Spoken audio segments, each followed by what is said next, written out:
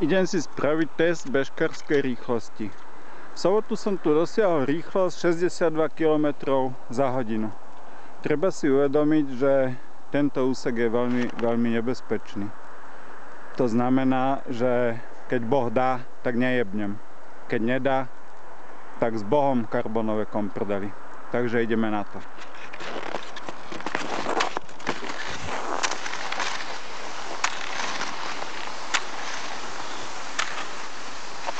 Rozbiehame sa. A ja aj moje Salomony. Rýchlosť je značná. Naozaj vysoká.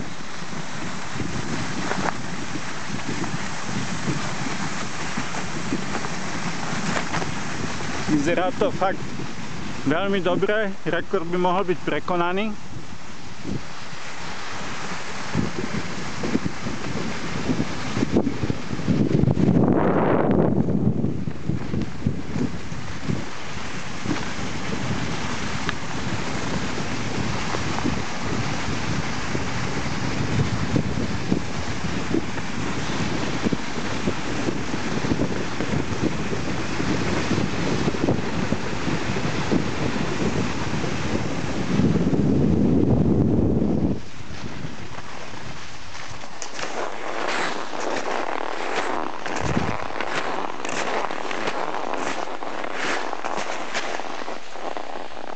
Takže videli ste to sami.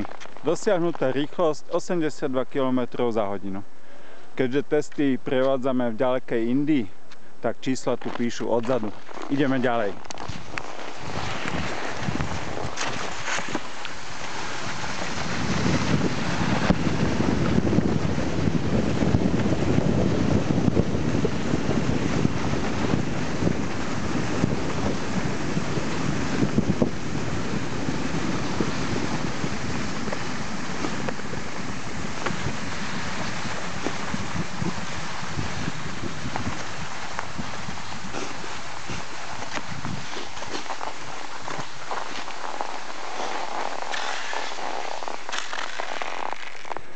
Týmto sa dnešný test končí, lebo sople mám až po kolena.